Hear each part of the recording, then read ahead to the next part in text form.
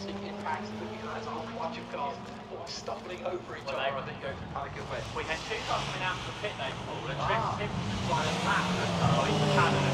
And as he got to the white line where the pit exit is, suddenly two cars appeared and he had very much adjusted back out. That was the fastest lap of the session. 15 records here, and still adjusting the tyre pressures on the adjusted very well. And after the lap time as he turned into Paddock Gilbert. Makes sense. I looked to my right and suddenly the cars were, I didn't expect to see them. Again, there's another back end. Yeah, we've got 1.2 mile lap and about half the field are within a few hundred metres of each other at the moment as they come onto the Brabham Straight. Gary Coleman went early to 54.27 going down to Alabama as well. 54.332, that's 4 tenths of a second to separate the top three. A moment ago we saw a good lap from Chris Butler that moved him up to 7th, and he now leads Group 3, and he did a 55.674. Tim Mulgrew is now improving after his pit stop, 55.192, he now moves 7th overall. So Timo now getting up to speed, and only 1.2 seconds off a pole, but that is 7th place. That's how close it is to the peak on these two 20-minute races. And no shared drives in this one, so we saw all these drivers actually out here twice to distinguish down the classes. And Jago Keane, who's out in number 50, his 308 GTB, is currently heading Class 2. And Jago actually commentated on here in single-seaters. He's dabbling in single-seaters for the first time. Up across the line, you've got Tristan Simpson and Wayne Mars now circulating together.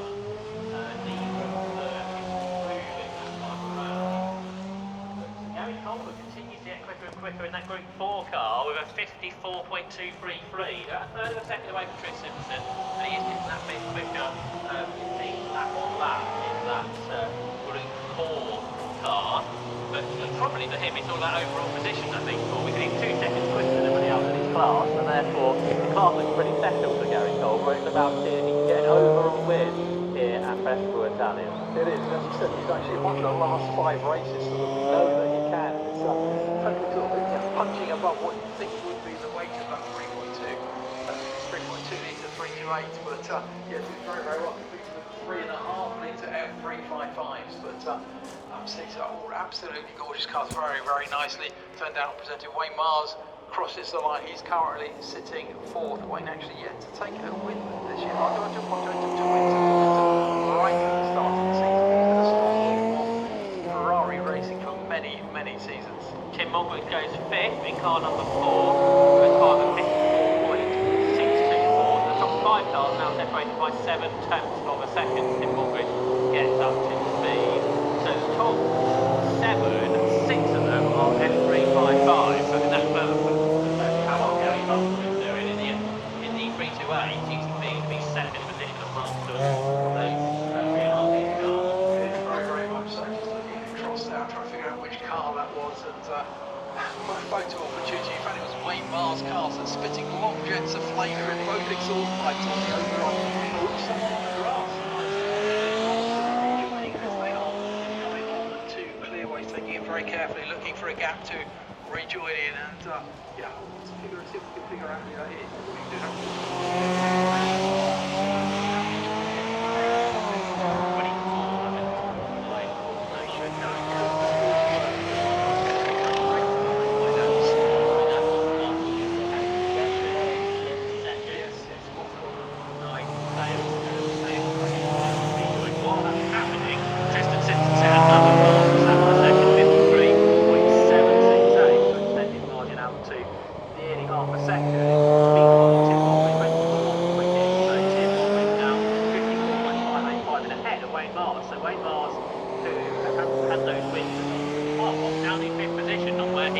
Right here, they're just like Ferrari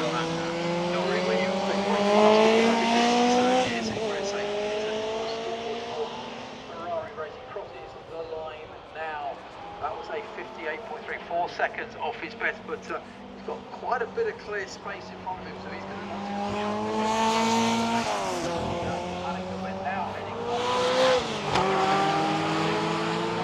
I think he is going to get to complete this lap before he catches them. 2 miles lap. Yeah, I think he backed off off, and that's why it was a slower previous lap. He had been close to the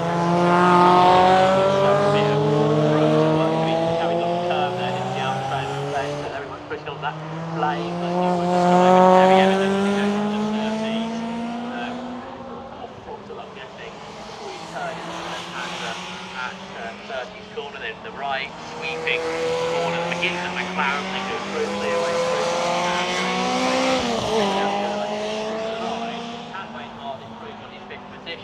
He improves his time and he goes second quickest. So Wayne Mars goes second quickest in number 60, 54.217 seconds, and that moves him up onto the front row of the grid. But he's still have 2 tenths to find.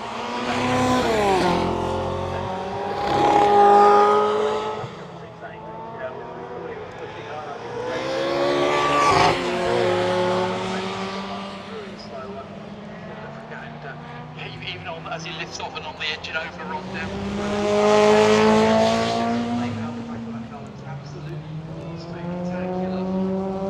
Meanwhile, I can see on the other side, the supercar demonstration is beginning. See the lots of you already up there to watch the top of the hill.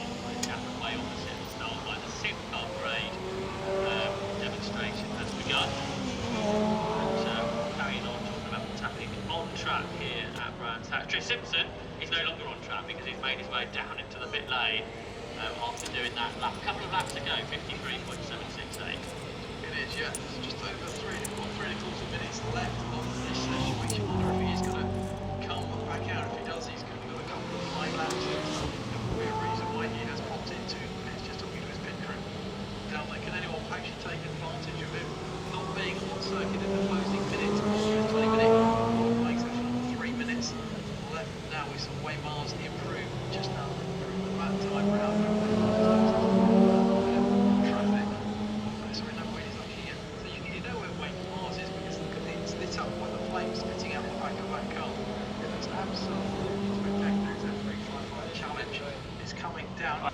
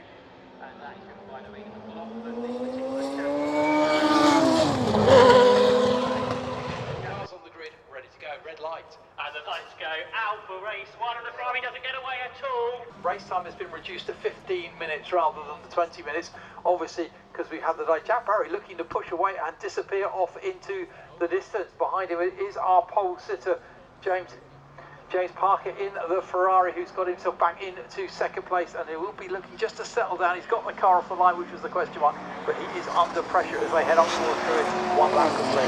Barry McMahon's Alpha Julian, very quick in a straight line, goes with the Ferrari 458, and now he's challenging on the inside into the Lewis hairpin. McMahon gets a bit sideways, they come out of the corner, and now they are side by side. Ferrari on the inside, Alfa Romeo on the outside. James Parker brakes later, stays second, but runs wide.